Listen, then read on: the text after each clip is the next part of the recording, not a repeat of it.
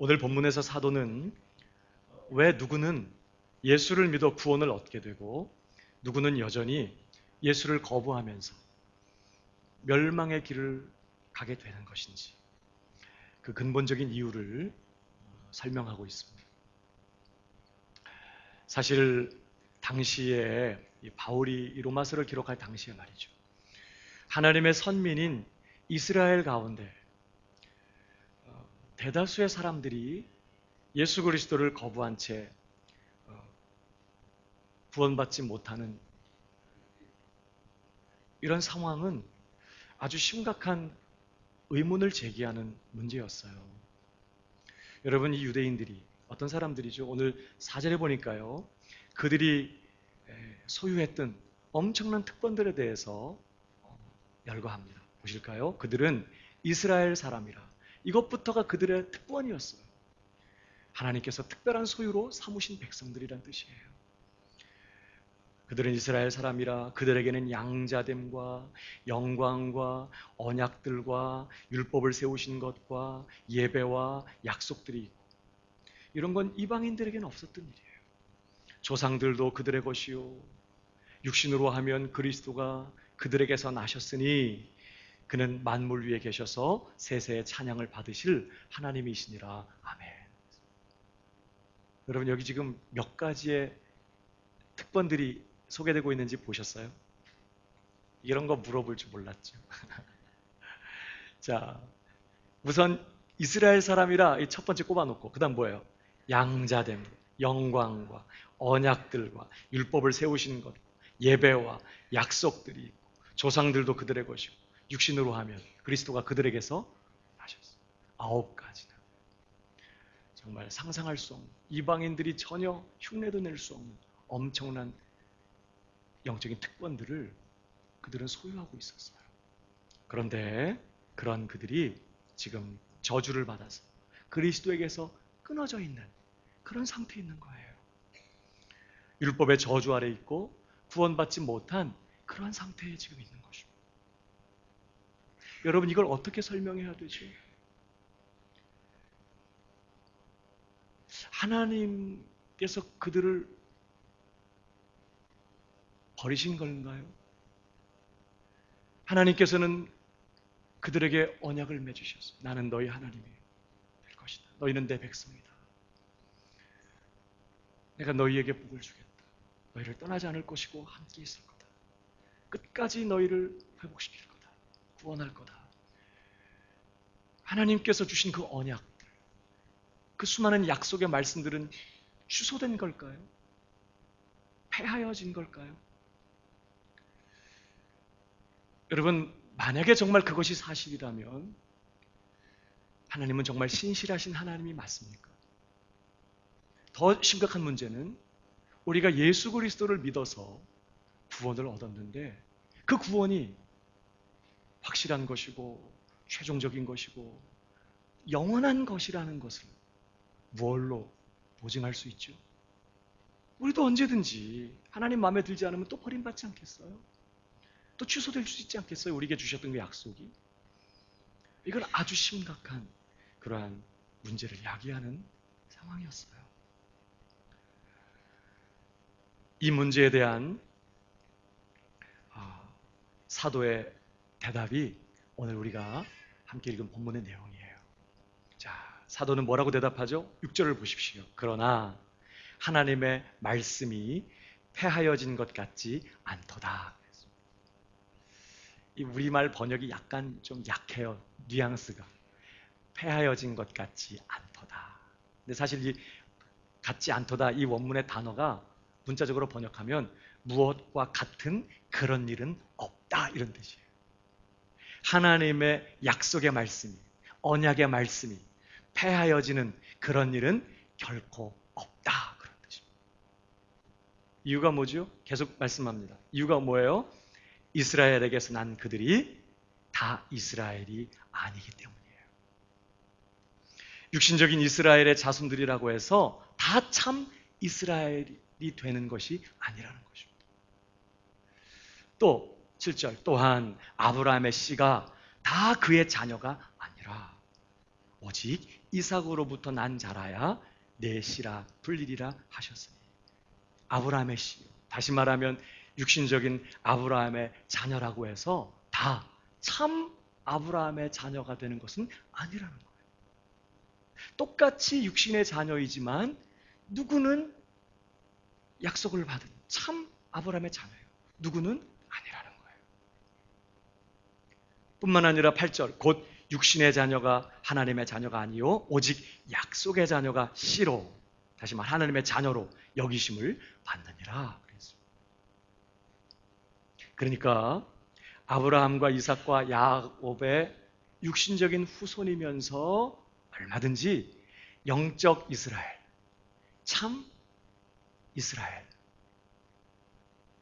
또 좀 다르게 표현하면 하나님의 자녀는 아닐 수 있다는 거예요.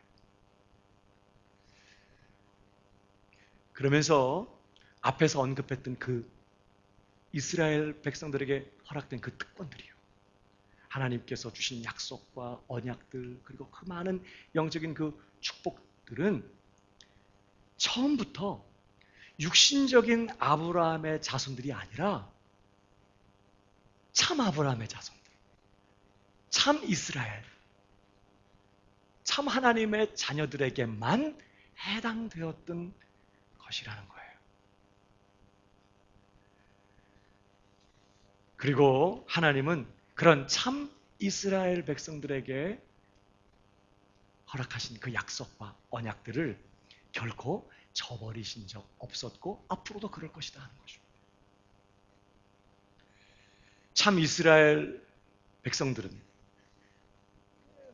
영적인 이스라엘 백성들은 예수 그리스도를 통해서 결국에는 완전하게 구원을 얻게 될 것이고, 지금 처음부터 하나님께서 그들에게 약속하셨던 그 엄청난 영적인 특권들을 다 누리게 될 것이라는 거예요. 육신적인 아브라함의 자녀들이 참 아브라함의 자녀가 되는 건 아닙니다. 육신적인 이스라엘 백성들의 자손들이라고 해서 다 참 이스라엘 백성들이 되는 게 아니라는 거예요. 그러면 누가 참 이스라엘이 되죠? 어떤 사람만 참 아브라함의 자손이 되고 참 하나님의 자녀가 되어?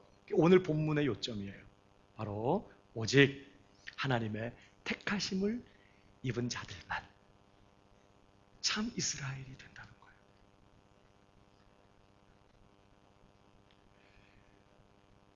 전적으로 하나님의 선택하심에 달려있는 문제라는 것입니다. 누가 참 이스라엘이 될 건지, 누가 거기서 죄이 될 건지를 오직 하나님 그분이 결정하시고 그분이 선택하신다는 거예요. 그래서 이미 로마서 8장 33절에도 이렇게 말씀했어요. 누가 능히 하나님께서 택하신 자들을 고발하리. 하나님께서 끝까지 위하시고 편드시고 하나님께서 아끼시고 끝까지 주신 그 구원 지키시며 완성해내시는 그 사람들에 대해서 뭐라고 말하냐면 하나님이 택하신 자들이라고 표현해요. 그러니까 구원은 전적으로 누구에게 달려있어요? 하나님께 달려있는데 하나님의 택하심에, 그 선택하심에 달려있는 문제라고 지금 말하는 거죠. 특별히 참 이스라엘이 되게 하는 이 하나님의 선택은요, 첫 번째로 하나님의 주권적인 선택이에요. 한번 따라 보실까요? 하나님의 주권적인 선택이다. 이 말은 하나님이 누군가를 선택하실 때 그 누구의 어떤 강요나 어떤 압력에 의해서 선택한 게 아니라는 거예요.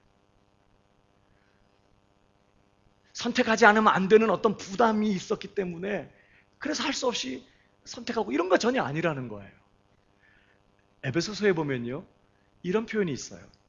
그 기쁘신 뜻대로 우리를 예정하사 예수 그리스도로 말미암아 자기 아들들이 되게 하셨다. 그 기쁘신 뜻대로. 그러니까 뭐예요? 하나님이 누군가를 선택하실 때 그분의 무한한 자유와 전적인 그분의 의지를 가지고 그분이 원하시는 사람을 그가 원하셔서 선택하신다는 거예요. 그러니까 왜 선택했습니까? 하나님의 대답은 이거예요. 내가 원했다. 아, 왜 그런 사람을 선택하셨어요? 내가 그렇게 하기를 기뻐했다. 그게 전부예요. 하나님의 선택은 무한한 그분의 자유와 그분의 전적인 그분의 의지, 그리고 그분의 정말 기쁘신 뜻대로 그렇게 선택하신 거라. 하나님의 선택은 주권적인 선택이에요. 뿐만 아니라 두 번째로 하나님의 선택은요, 무조건적인 선택이에요. 어떤 조건과 자격을 따져서 점수를 매기고 합격했기 때문에 선택하는 게 아니라는 거예요. 조건이 없어. 무조건적인 선택이에요. 한 번 더 따라해 볼까요? 무조건적인 선택이다. 자, 구절을 보세요. 약속의 말씀은 이것이니 명년 이때에 내가 이르리니 사라에게 아들이 있으리라 하심이라. 무슨 말이죠? 사실 아브라함에게는요, 육신적인 아들이 이미 사라에게서 태어난 이삭 말고 또 누가 있었죠? 이스마엘이라는 아들이 있어요. 자기 아들이에요. 아브라함에게 있어서는. 그런데 이제 이스마엘은 어머니가 누구예요? 하갈이라는 애굽 여인이에요. 사라의 몸종이었던 여인을 아브라함에게 첩으로 주어서 낳은 아들이 이스마엘이었어요. 그러나 하나님은 아브라함의 똑같은 육신적인 자녀지만 이스마엘이 아니라는 거예요. 내가 선택하는 사람은 사라를 통해 태어난 이삭이라는 거예요. 그러니까 똑같이 아브라함의 육신적인 아들이지만 하나님은 그 두 아들 중에 이삭을 선택하셨어요. 아유, 목사님, 엄마가 다르잖아요. 엄마가 이스마엘은 첩의 자식이고 이삭은 본부인의 자식인데, 아니 당연히 하나님께서 첩의 자식을 인정하겠어요? 이렇게 생각할 수 있잖아요. 그래서 바울은 이 문제를 좀 더 구체적으로 다뤄요. 다음 절 보실까요? 그뿐 아니라 또한 리브가가 우리 조상 이삭 한 사람으로 말미암아 임신하였는데 그 자식들이 아직 나지도 아니하고 무슨 선이나 악을 행하지 아니한 때에 택하심을 따라 되는 하나님의 뜻이 행위로 말미암지 않고 오직 부르시는 이로 말미암아 서게 하려 하사 리브가에게 이르시되 큰 자가 어린 자를 섬기리라 하셨나니. 여러분, 하나님의 택하심을 받은 이삭이 결혼을 했어요. 리브가가 임신을 했는데 쌍둥이를 뱄습니다. 에서와 야곱이에요. 근데 하나님께서는 그 이삭의 약속 후의 자녀인 이삭의 두 아들이에요. 에서와 야곱은. 근데 그 쌍둥이 중에 하나님 누굴 택해요? 야곱을 택하세요. 여러분, 이 쌍둥이는요, 어떻게 보면 정말 동일한 조건 아래에 있는 사람들이에요. 아빠도 같고 엄마도 같고 같은 시기에 같은 엄마 뱃속에 있었던 사람들이에요. 그러니까 그들이 처한 조건이 차이가 없어요. 똑같아요. 한날 한시에 임신이 됐고 같은 엄마 뱃속에 같은 시간에 있어요. 게다가 그들은 아직 태어나기도 전이에요. 그러니까 그들이 태어나서 뭐 선을 행하거나 악을 행하는 그런 일이 있기 전이에요. 뭘 말하죠? 이런 내용들이 에서와 야곱이 처한 조건이 정말 똑같았다는 걸 강조해요. 그들은 똑같이 아담의 후손으로서 똑같이 하나님 앞에 죄인이에요.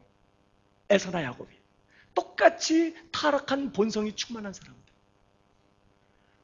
똑같이 어떤 환경과 상황 속에서는 똑같이 죄된 반응으로 하나님을 거역할 그런 가능성이 정말 똑같이 충만한, 그래서 영원히 하나님의 심판 면할 수 없는, 심판받아 마땅한 그런 똑같은 죄인이라는 거예요.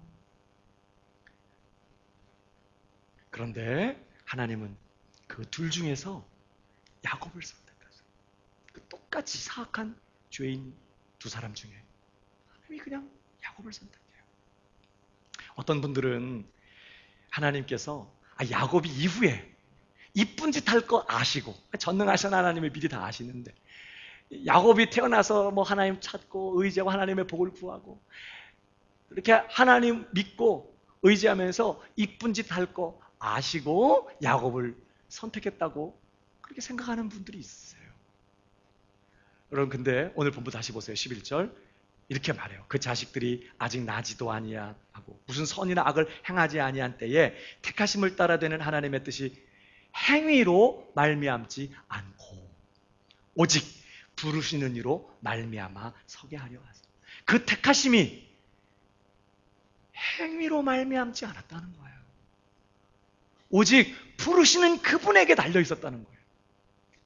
그러니까 어떤 선악간의 행위도 하나님의 선택에 관여하지 않았어요. 하나님은 이 사실을 분명히 하기 위하여 그들이 태어나기도 전에 하나님은 내가 어린 자를 야곱을 택했다, 이렇게 말씀하셨던 거예요. 그러니까 지금 뭘 계속 말합니까? 하나님의 선택은 주권적인 선택이면서 동시에 무조건적인 선택이었다는 거예요. 택하심을 받는 인간 쪽에 어떤 자격이나 조건이 남달랐기 때문에 그것을 보고 선택한 게 절대 아니었다라는 사실을 지금 말씀하는 거죠. 그뿐만 아니라 세 번째로 이런 하나님의 주권적이고 무조건적인 선택은요, 사랑을 위한 선택이었어요. 한번 따라해 볼까요? 사랑을 위한 선택이었다.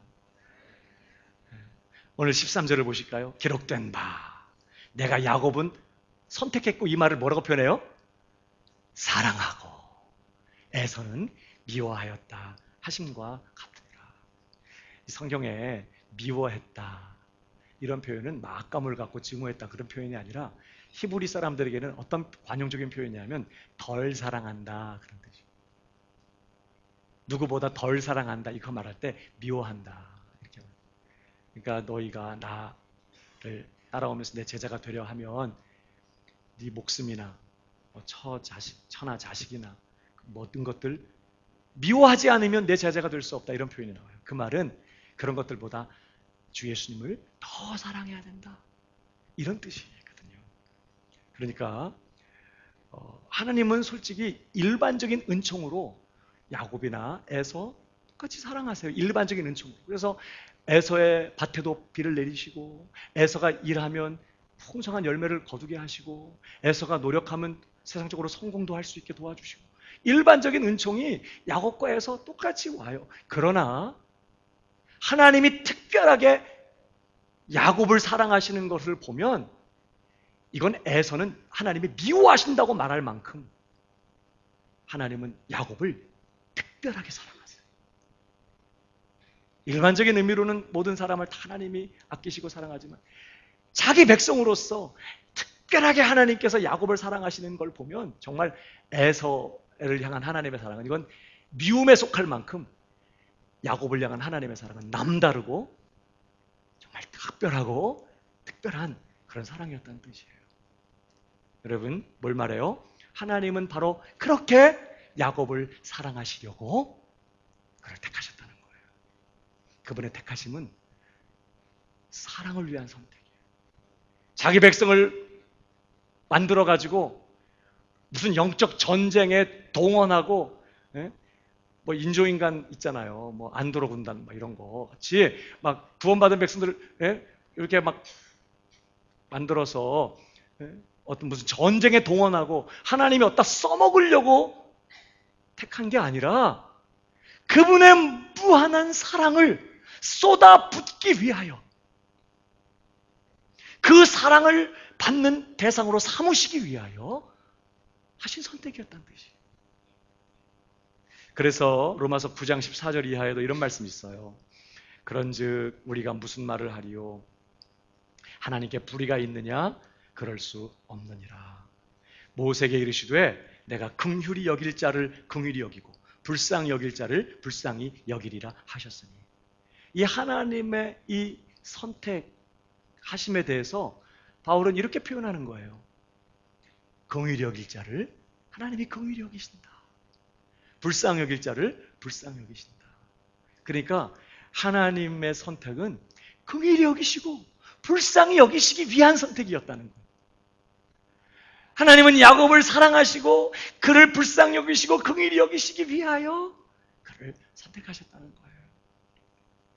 사실 우리가 잘 아는 것처럼 야곱에게는요, 하나님의 긍휼과 사랑을 받을 만한 에서보다 더 나은 조건이나 자격이 없는 사람이에요.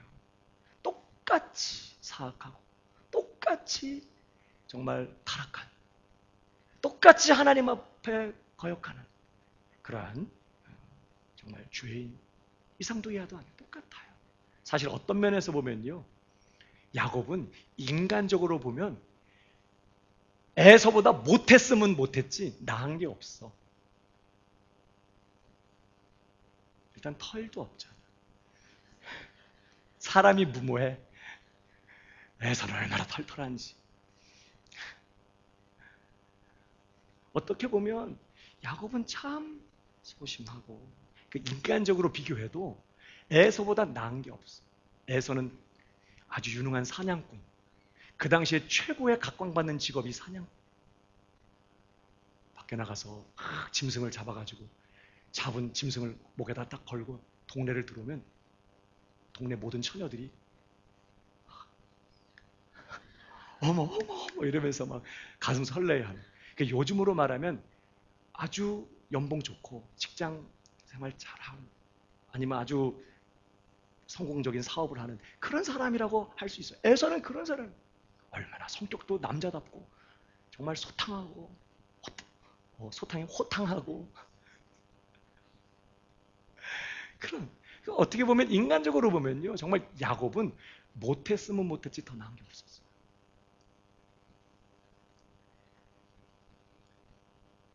하나님은 야곱이 에서와 똑같이 악하고 똑같이 타락한 죄인이라는 것 정확하게 아세요. 그럼에도 불구하고 하나님은 그런 야곱을 어떻게 해요?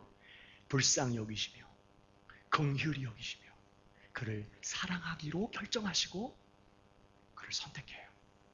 그게 어떤 자격이나 조건이 있었기 때문이 아니었다는 거예요.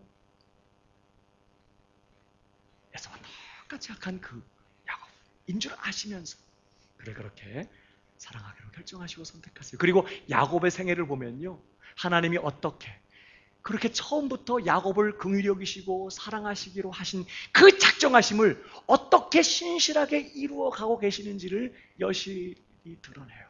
야곱의 인생을 보면.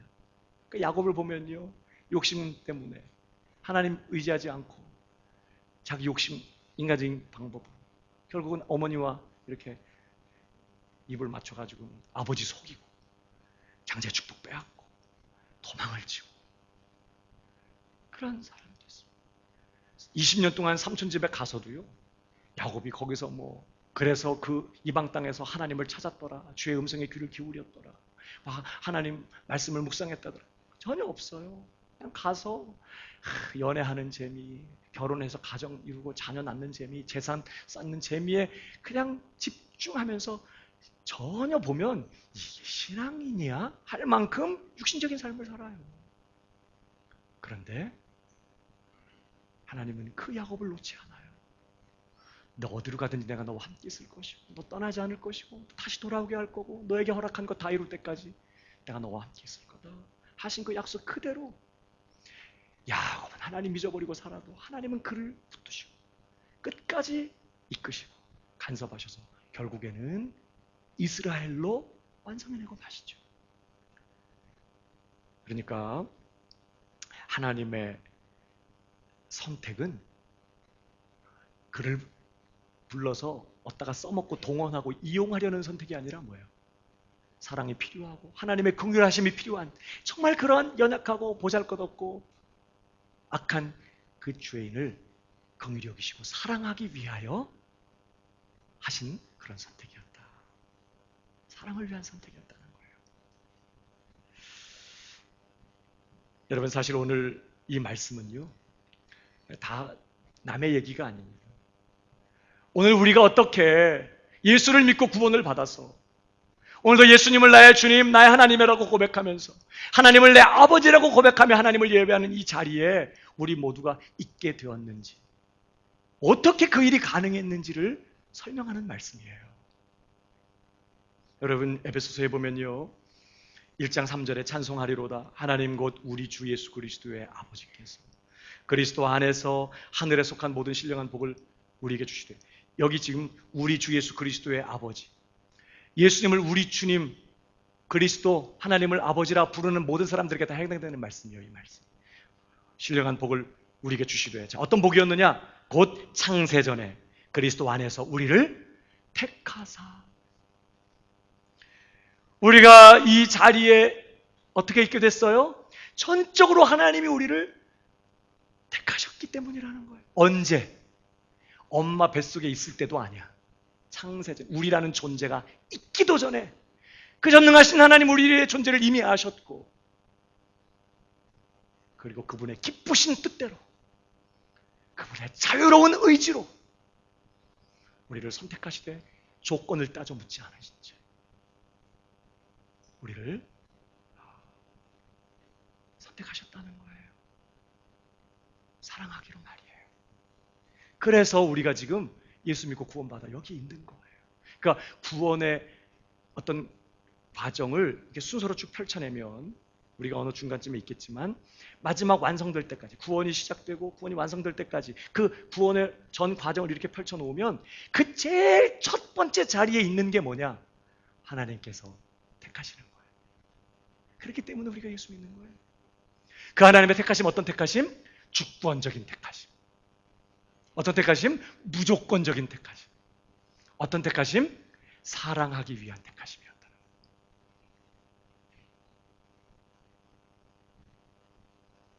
그러니까 우리가 정말 놀라워해야 될 첫 번째 내용은 뭐냐? 하나님이 그렇게 광대하시고 그렇게 크시고 그렇게 무한하시고 그렇게 영원하신 하나님, 우주 공간 안에 티끌보다도 작은 지구, 그 지구라는 별 안에 보이지도 않는 먼지 같은 내 존재를 하나님이 축복하시고 그분의 기쁘신 뜻대로 택하시되 조건과 자격을 따져 묻지 않고 내가 누군지 정확히 아시면서 영원히 그리고 무한히 사랑하시기 위하여 나 같은 것을 그분이 기뻐하셔서, 그분이 원하셔서 택하셨다는 사실을 가만히 생각하면 정말 놀라워요. 우리가 뭐 저요 어떻게 저 좀 안 될까요? 하나님 어떻게 저 좀 생각해 주시면 안 돼요? 그런 거 아니었어요. 우리가 그럴 수 있기 전에, 다시 말하면 존재하기도 전에 하나님 그가 결정했어요. 여러분, 우리가 그러한 하나님의 택하심을 받은 사람들이에요. 특별히 여러분, 우리가 정말 기억해야 될 사실이 뭐예요? 그렇게 우리가 하나님 앞에 택하심을 받았을 때에 하나님의 택하심을 받을 만한 자격이나 조건이 내게 전혀 없었다는 사실에 대해서 우리는 늘 기억해야 돼요.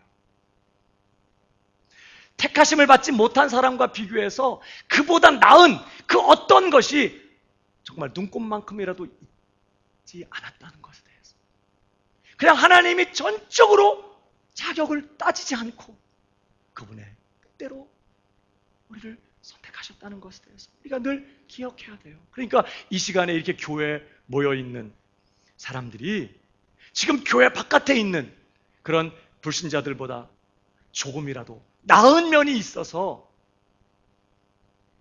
택함을 받은 게 아니라는 것에 대해서 우리는 항상 생각해요. 우리가 여기 이렇게 건강한 모습으로 예배 드리고 있다고 그래서요, 그러지 못한 세상 사람들과 뭐 나은 면이 있었냐? 하나님이 우리를 선택하실 만한 더 나은 어떤 조건이나 자격이 있었냐? 아니에요. 지금 세상 바깥에 있는, 교회 바깥에 있는 세상 사람들과 똑같았어요. 똑같이 타락한 죄인이고 똑같이 사악하고 똑같이 악한 본성을 가지고 있고 환경과 상황만 맞으면 언제든지, 지금 이렇게 예배드리는 시간에 당신은 사랑받기 위해서 태어난 사람입니다. 그럼 막 내 안에서 사랑이 막 샘솟는 것 같고 누구도 사랑할 것 같지만 막 억울한 일이 생기고 막 속상하고 분통 터지는 일이 생기면 언제라도 그렇게 나에게 했던 사람을 밟아낼 수 있는 실력이 충만한, 솔직히 야곱과 에서처럼 인간적인 기준으로 보면 세상 사람보다 못났으면 못났지 잘난 게 없어. 어떤 때 교회 다니시면서 어떤 분들이 그런 말 할 때가 있어요. 어우, 정말 교회 다니는 사람들이 세상 사람들보다 더해. 그럴 때 좀 속상하죠. 근데 틀린 말은 아닐 수 있어요.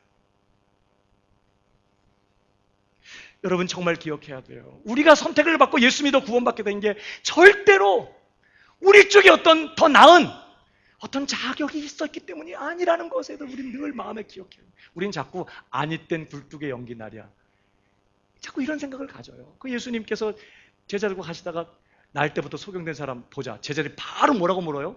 누구 죄 때문입니까? 자기 죄 때문입니까? 부모 죄 때문입니까?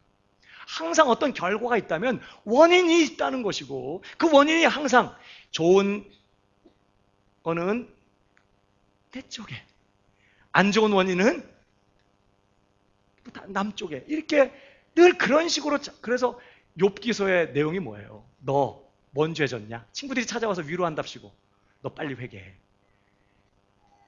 너 하나님 앞에 뭔 죄 졌어? 너 그러니까 이렇게 어려움 당한 거냐?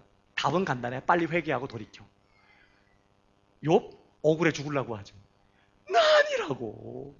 나 절대 그런 거 아니었다고. 나 의로웠다고. 나 죄 없다고. 이제 뒤에까지 가면 막 너무 강조하다 그렇게까지 가버리는데, 나도 하나님한테 따져 묻고 싶다고 막 그렇게 하거든요. 그러니까 항상 우리 속에는 뭔가 어떤 결과가 있으면 항상 그 원인이 어떤 우리 쪽에 어떤 것이 원인이 있다고 자꾸 생각하려고. 그러니까 나도 모르게 우리의 DNA 속에는요, 이 자리에 이렇게 와 있지만 그래도 뭔가 남다른 어떤 게 있다고 스스로 자꾸만 생각하려고 하는 경향이 우리 안에 있어요. 여러분, 그러나 우리 기억해야 돼요. 전혀 그렇지 않아요. 똑같았어요. 못났으면 못났지 나은 거 없었어요. 세상 사람과 비교해서. 여러분, 우리는 어떤 사람들이에요? 예수님께서 이 땅에 우리를 위하여 친히 사람이 되시고 오셔서 우리를 대신해서 순종의 삶을 살으셔야 했고, 우리를 대신해서 십자가에 친히 못 박혀 그 무섭고 끔찍한 저주와 형벌을 우리를 대신해서 그분이 받아주셔야만 했어요. 그분이 우리를 위해 죽으시고 부활하여 하시는 것 외에 우리에게는 그 어떤 대책도 소망도 방법도 없었던 사람들이었다고요.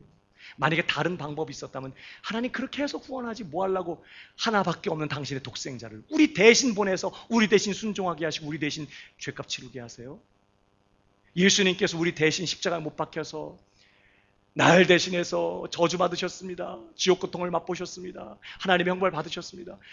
그 의미가 뭡니까? 예수님이 나 대신 그러한 저주와 형벌을 받으셨다는 게 뭘 의미해요? 내가 그런 형벌 받고 내가 그런 저주 받아야 마땅했던 죄인자라는 그런 뜻 아니에요?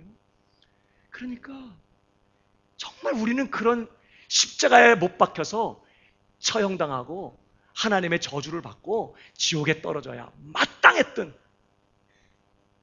그런 죄인 이상도 이하도 아니었던 사람들이라고요. 그런데 그런 우리를 하나님께서 긍휼히 여기시기로, 불쌍히 여기시기로 결정하시고 사랑하시기로 결정하시고 그것을 위해서, 그렇게 하시기 위해서 선택하셨다는 거예요.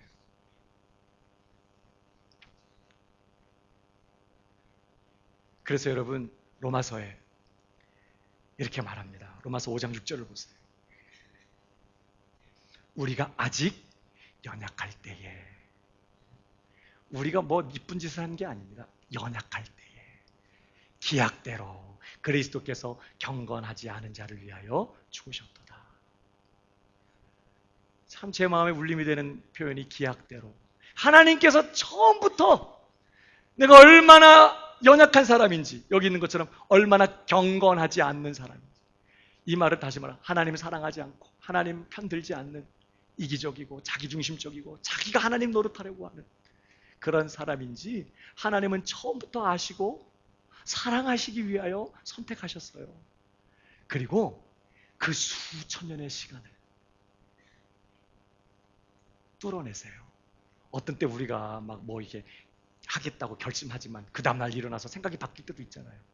내가 저 사람한테 잘해줘야지 했는데 하는 꼴을 보니까 억울해. 그럴 때 있어. 그래서 아예 취소 아예 안 해. 이렇게 할 때 많아요. 근데 하나님 보시기에 우리가 얼마나 연약한 사람들이에요. 하루에도 몇 번씩 정말 우리 모습 그대로 하나님이 판단하신다면 정말 당장에 쓸어버려도 시원치 않을 그런 연약한 우리들. 그런데 뭐라고 말해요?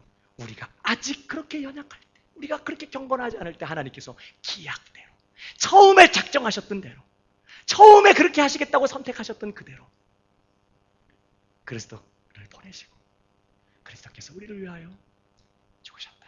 이렇게 봐요. 또 8절에도요. 우리가 아직 죄인 되었을 때 그리스도께서 우리를 위하여 죽으심으로 하나님께서 우리에게 된 자기의 사랑을 확증하셨다. 또 보세요. 10절.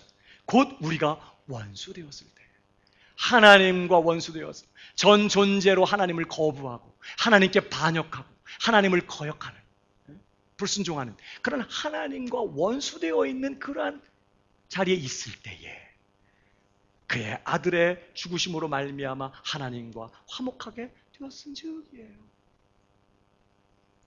여러분, 한마디로 우리가 그보다 더 악해질 수 없는 그런 자리에 있을 때 하나님은 그런 우리 아시고 정확하게 하시면서도 그런 우리를 선택하셨어요. 사랑하시겠다고 말이에요. 그리고 그 사랑은 처음부터 뭐 어떻게 하는지 봐서 사랑하겠다 그런 사랑 아니었다는 거예요. 그런 유보적인 사랑이 아니라 처음부터 작정하시고 사랑하겠다고 결정하시고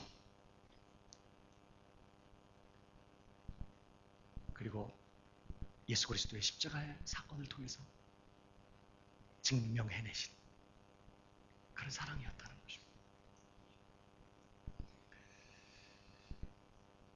그러니까 여러분, 우리가 신앙생활하면서요, 교회 생활하면서 사람 때문에 당황하거나 놀라지 마세요. 어떻게 저런 사람이 교회에 와 있어? 이러지 말라는 거예요. 아직 그 사람은 복음이 뭔지 잘 모르는 사람. 정말 우리가 놀라야 할 건 뭔지 아십니까? 어떻게 나 같은 사람이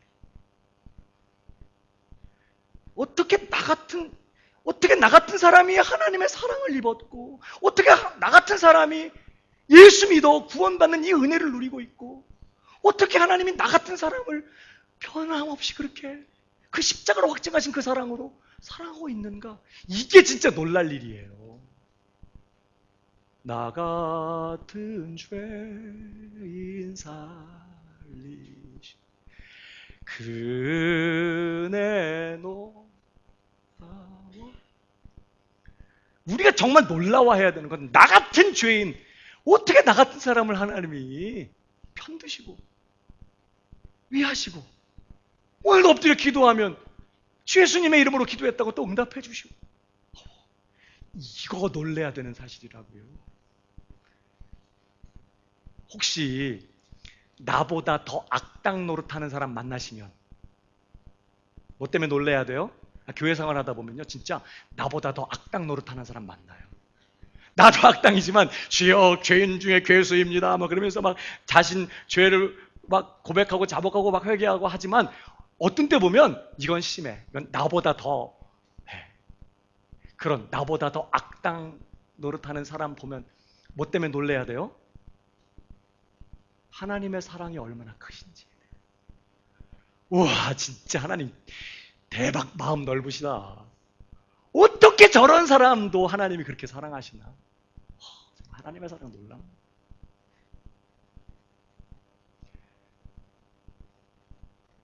그게 우리가 놀라야 할 일이라는 거예요.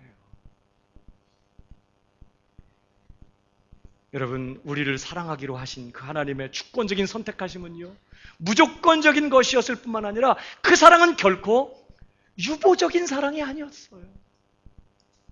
어떻게 하나 봐서, 하나님 앞에서 어떻게 사는가 봐서 이쁜 짓 하고 마음에 드는 짓 하면 사랑하시고 계속 사랑하시고 그렇지 못하면 버리시고 그런 사랑 아니었다는 거예요.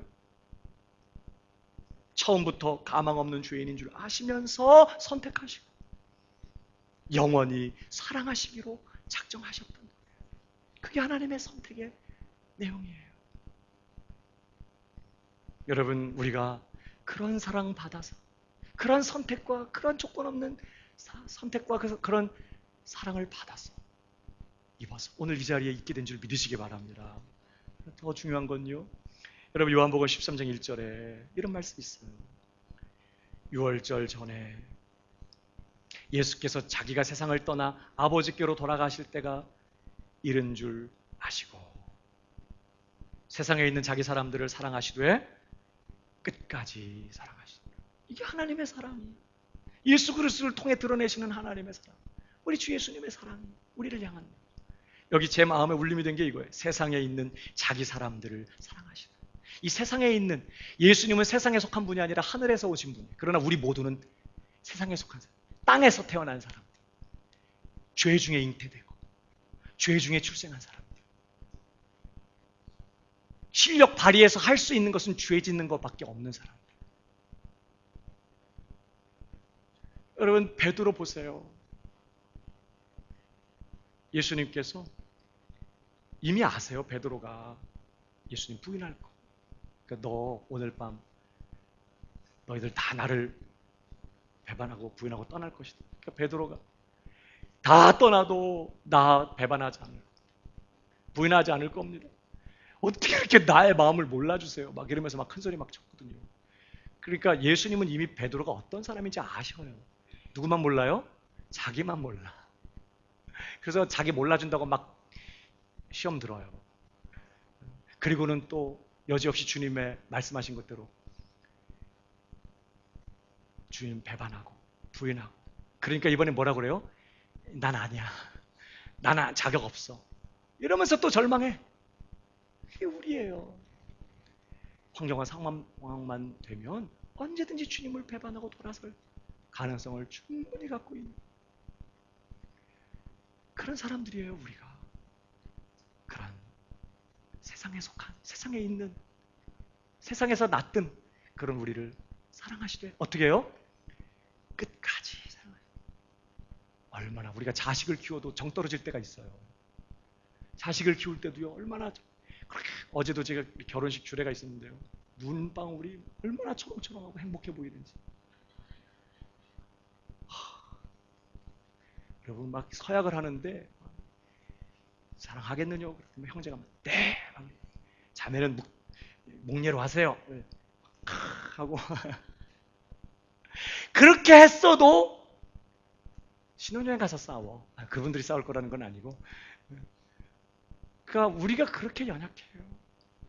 그런 사람들인 거 아시면서도요, 주님은 끝까지. 우리는 사랑하기로 해도 조금 있으면 마음 변하고 또 정도 떨어지고 또 미워지기도 하고 그렇게 하지만 주님은 그런 우리를 끝까지 사랑하셨다는 거예요. 여러분, 그게 우리를 향한 주님의 사랑인 줄 믿으시기 바랍니다. 여러분, 우리를 그렇게 사랑하신 주님이요, 그런 사랑을 받는 우리들에게 요구하신 것은 단 하나였어요. 그렇게 주권적인 사랑, 그 무조건적인 사랑, 그 정말 사랑하기로 결정하시고 선택하신 그 사랑 받는 우리에게 주 예수님께서 끝까지 사랑하시면서 요구하신 약속, 말씀은 뭐예요?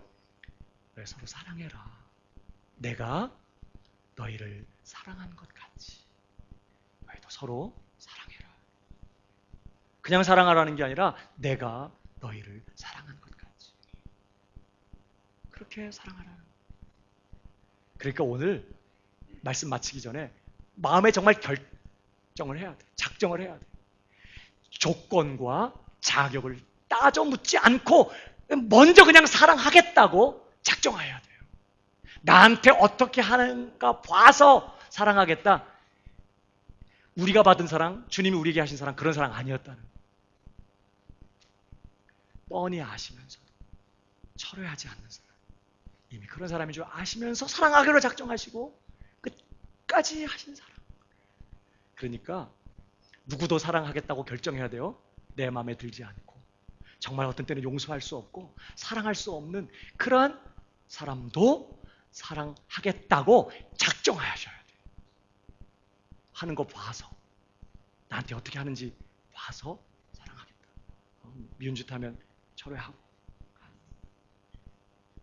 어제 막 남편이 막 상처 주고 아내가 막 무섭게 하고 그랬어도 아침에 기도하실 때에는요, 하나님, 저 사람을 만나게 하신 거, 내 인생에 연결시켜 주신 것은 저 사람도 사랑하라고 주님이 내게 하신 거잖아요. 저 사람도 사랑하겠습니다. 이렇게 작정을 해야 된다는 거예요.